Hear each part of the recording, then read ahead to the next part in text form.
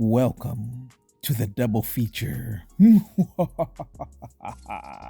I'm just kidding. Yeah, so today's review is going to be Mikey and Halloween. So first up, we have Mikey, a 1992 film about a kid who is a problem child and goes on to make people deceased who trigger him. We start off with Mikey at his initial foster parents' home. Within the first 7 minutes, he's upset with his whole entire family and decides to just X them all out. Then he gets abruptly put into another foster home. This time it's going good, but same thing happens. He becomes enamored with his friend's sister, Jess, but she has a boyfriend. So this angers him again. So now he decides, you know what? I gotta X everybody out again.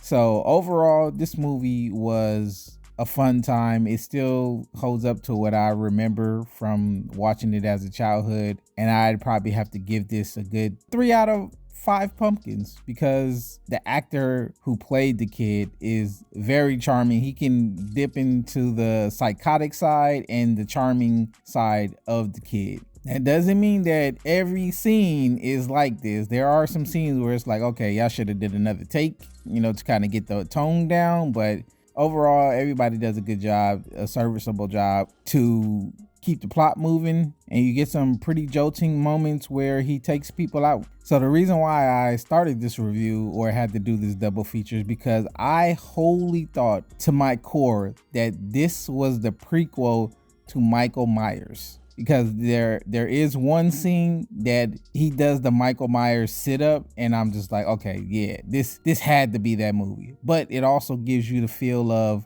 the 1992's Problem Child, but it's a horror version of it. This is like a what if movie. What if the Problem Child was an actual killer and couldn't be stopped? So leading into Halloween is about a serial killer who is on the loose after being sentenced to a mental hospital for offing his sister 15 years prior. The movie follows Jamie Lee Curtis's character as she has to babysit one of the neighbor's kids. And during this time, Michael after 15 years, has escaped. He is being pursued by his therapist or psychologist. And the town's sheriff or cop just won't believe that this man is very dangerous, which ultimately leads to a bunch of people getting knocked off. So the film is pretty good. It's well paced, but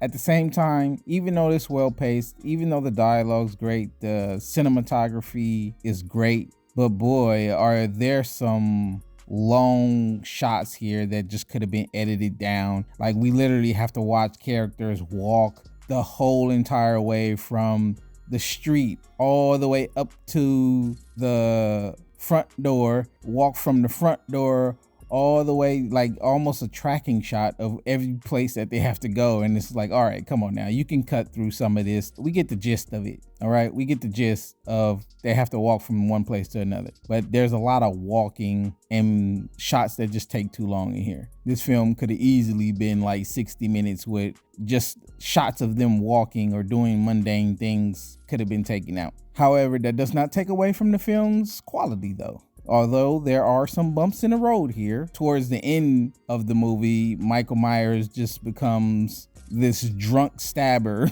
He cannot stab Jamie Lee Curtis for nothing, even though he's like right behind her. He's just slices her off to the side and it gets a bit clunky at times. But yet it was still a good movie. I'd have to give this a solid 3.5 out of 5 pumpkins. It was good. I just wish the pacing would have been tighter. And what I also wish though is they would do a remastered version, like where they completely overhaul the sound design. I would love to see like a 2025 remastered version where we have all new sound design, updated sound design put into the movie, because some of the ADR lines could be tightened up, because there's a few where it's like, all right, she's not even making nowhere close to those mouth movements. She's saying something or panting, and it's just like, all right, nah, that's just kind of taking me out of the scene. I mean, I know they were limited at that time, so it would be nice to see a little update to the audio. Also, a few things I wanted to point out. One being that there are some repetitive music cues. I thought it's, again, like the other review I did of, I think it was Pumpkinhead, one of the other retro horror. I thought that was a new invention of just recycling the same music cues, and it's not. It's been done since time began, apparently, and I'm not sure, but it feels like it was because it was a shoestring budget. That's why they just constantly use the Michael Myers theme and a few others. But hey, it is what it is. But also, I like to point out the funniest death in the movie, which has to be Annie, Laurie's friend, who's also babysitting one of the kids. And this was kind of a trope in that era, or not even a trope, just kind of a thing that happens where most characters die with their eyes open, and it just looks so silly. And she died with her eyes open, and the way she's looking is like, all right, it looked like she didn't know when the cue was to just give up, I guess. And I just thought that was pretty funny. But with that being said, let me know if you're gonna check out Mikey. I wholeheartedly, like I said, thought this was the lead in to Michael Myers. Like, this was the prequel to Michael Myers, because everything he does in that movie is like, yeah, I can see this as why Michael Myers was unhinged, because of how he grew up. But I stand corrected. Don't forget to leave a like, comment, share, subscribe, and I will see you on the next one.